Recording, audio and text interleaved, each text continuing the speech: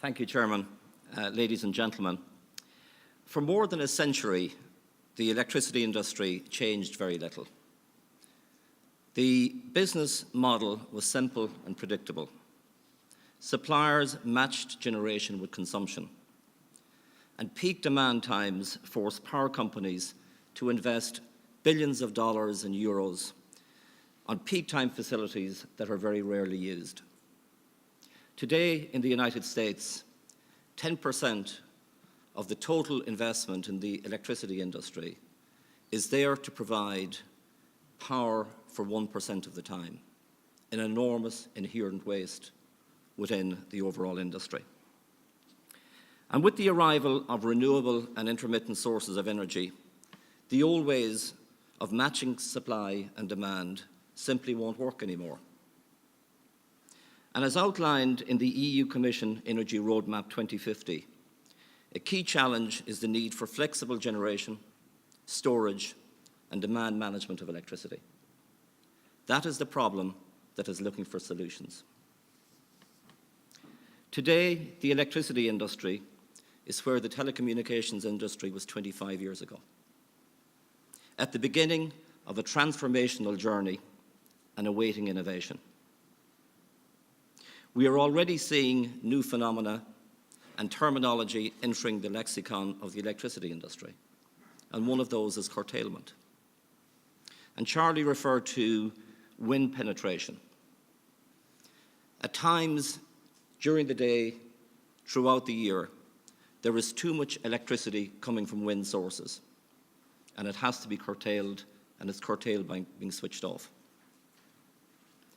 On the 29th of April, the wind turbine generators in Scotland were asked to power down, and they were compensated to the tune of 1.2 million sterling for one day for energy that was never produced. Last year, the impact of curtailment in Germany was such that it would have provided the energy for 150,000 homes for a full year. Here in Ireland, we have a curtailment directive that restricts the amount of wind energy coming onto the grid to 50% in order not to destabilise the grid. There has been the phenomena of negative pricing of electricity in both Germany and Denmark during the course of the last 2 years, where in particular industry has been paid to consume electricity at certain times. And there's another term that has entered the lexicon, and that's called prosumers. And with the advent of solar PV at scale in Germany, homeowners now not only produce their own electricity, but they consume their own electricity. These challenges are a call for innovation in small-scale distributed storage technologies, and this is the opportunity. The key to understanding and solving many of the challenges posed by renewable energy is buildings. 40% of all primary energy consumed worldwide is consumed in buildings. In fact, in the US and in many countries in Europe, that figure is 50%. 75% of all electricity consumed in the US is consumed in buildings. And if you drill down further into that, and you take the UK example, 36% of all primary energy consumed in the UK is consumed to provide space and water heating. Buildings offer huge potential for energy storage and demand-side management. And 80% of the energy load in a residential home could be shifted flexibly if the space and water heating system was electric. If we as a society are to successfully tackle climate change, energy security, and deployment of renewables, this is the sector that must be addressed. And while addressing it, we can get hundreds of thousands of people back to work across our economies.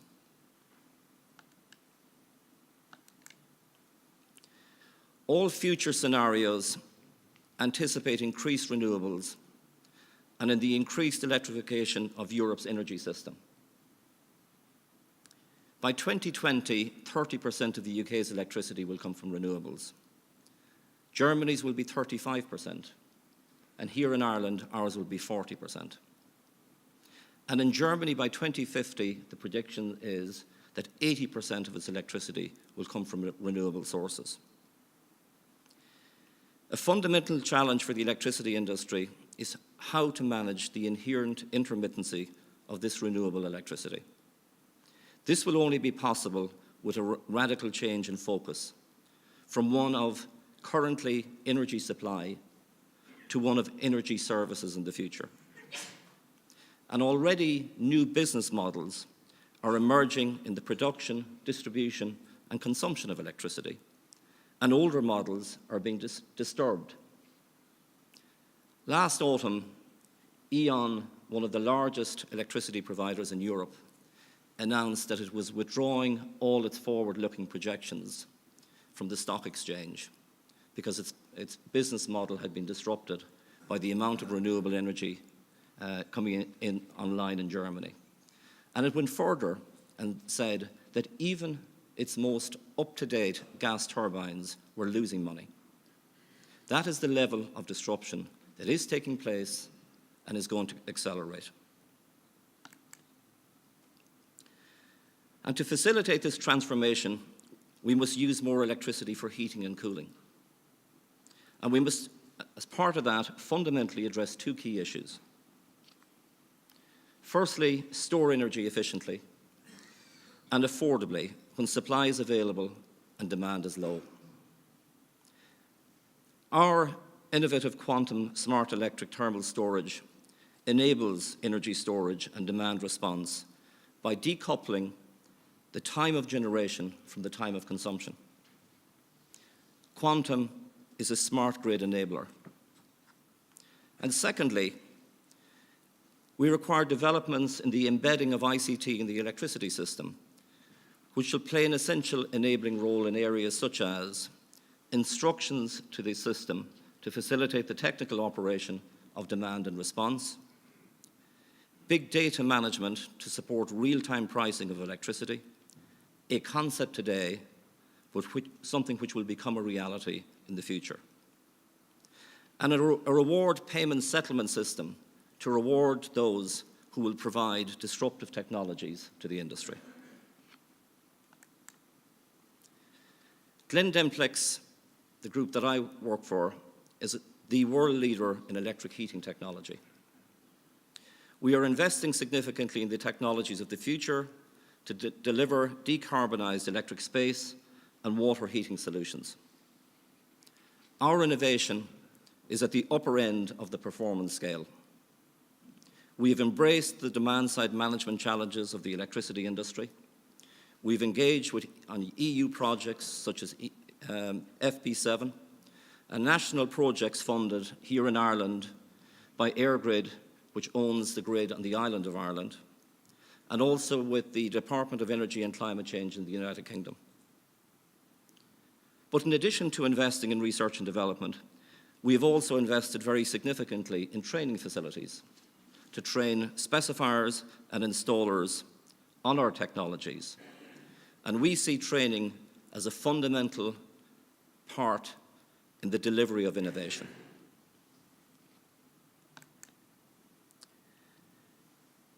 Without question, quantum is the most exciting technology we have ever developed in the history of our group. It is simply the merging of internet technology with renewable energy. And we're undertaking some very exciting innovation work with Intel, using quantum technology in combination with Intel's in-life technology. And if any of you haven't been there, I would encourage you to go to the showcase in the Mansion House where it's on display. Quantum facilitates the storage and efficient usage of energy for space and water heating and provides the consumer and the prosumer with a totally controllable heating system. Its running costs are 25% lower than a conventional electric storage heater. Quantum is the first true smart grid-enabled electric heating system. And as part of this innovation, we see collaboration as fundamental. So here in Ireland, we work with Airtricity SSE, who are the largest wind electricity generators in the British Isles, ESB Networks, Intel. We're working with EirGrid, the national grid operators, and we're working here on an initiative around moving the wind penetration ability of the grid from 50% to 75%. We've worked with Dublin City Council, third-level institutions, and other local authorities in a project in North County Dublin where we installed this technology in 140 homes last December to demonstrate Dublin as part of a smart city initiative. We're working in Shetland with this technology. Shetland being an island, a lot of wind generation, standalone grid, all of the challenges that are required around facilitating the intermittency of that energy.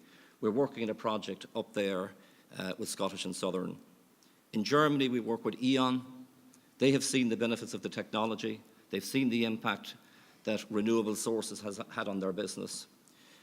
We're working with New Brunswick Power out in Nova Scotia, who see this technology as an enabler for them to limit the investment that they're going to have to make in their networks as they go forward.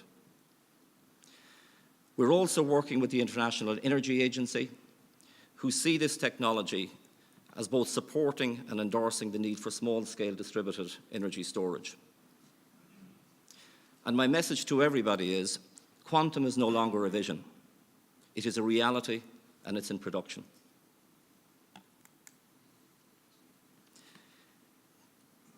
Our projections are that the electricity delivered to the quantum heaters by 2020, 70% of it will be coming from renewables. And these heaters can be controlled remotely so that energy can be delivered at times when renewable generation is high. And if the current population of installed storage heaters in Europe was changed to quantum technology, it would provide the industry with 55 gigawatts of flexible, controllable energy storage. It would generate 7.5 terawatt savings each year, and it would reduce CO2 emissions by 3 million tonnes. But it also opens up new business opportunities, such as the area of aggregation. Charlie talked about data aggregation. You can also aggregate energy storage. So if you install this technology in, let's say, 100,000 social houses, you can provide that as an aggregated storage dump for the electricity industry to avoid the situation that happened on the 29th of April. And as I said earlier, it also creates opportunities for prosumers. So you could have a situation where you have a school with an array of solar PV panels on the roof of the school, generate electricity to provide your space heating and water heating. And in the summer, when the schools are on holidays, you can sell that electricity back into the system. This is where this industry is going.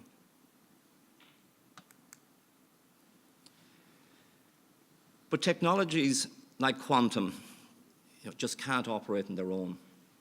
It comes back to the issue of collaboration. And they require coherent and consistent market and regulatory mechanisms to enable their utilization and rollout.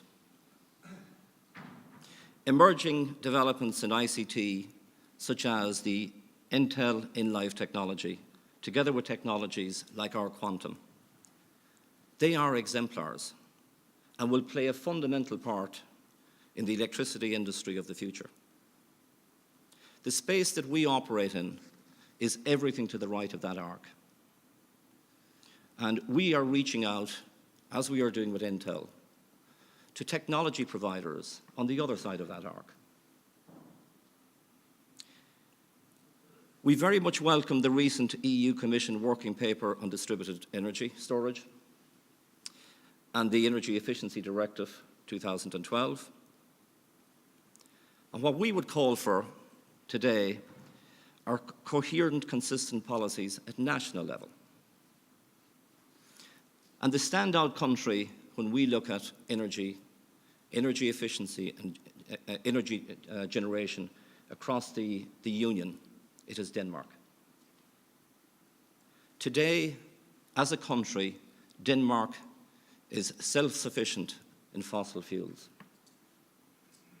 Yet, its national target is to be 100% independent of fossil fuels by 2050. And what it wants to do is export its fossil fuels to generate wealth and to retain that wealth in its economy. And as part of that objective, if you build a new home in Denmark today, you cannot install an oil-based central heating system. And after the 1st of January 2016, if you have an oil-based central heating system, you have to replace it with another technology, because it too is banned from that day. And to those who say, the whole renewables area is a cost to economy, I say you're wrong. Since 1990, the Danish economy has grown by 40%. And over that period of time, its energy consumption has declined by 18%. That shows that it can happen if you have a vision and if you have a determination to execute that vision.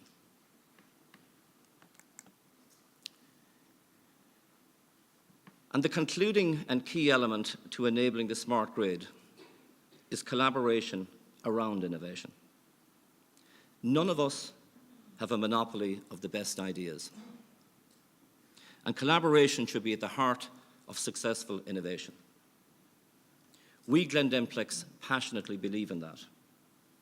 And that is why we have been working over the last period with other players in the industry. And the chairman alluded to it at the very outset, that we were working with Intel. Well, we're more than working with Intel. We're deeply engaged with Intel, as we are with the other industry players. And hopefully, in the very short term, we will be signing a memorandum of understanding amongst three of us. And that memorandum of understanding has got endorsement and support from EirGrid and ESB networks, who are very, very fundamental to the execution of smart grid enabling. And the objective of that memorandum of understanding is very simple, and that is to enable Ireland become the world leader in enabling the smart grid. Thank you very much for your attention.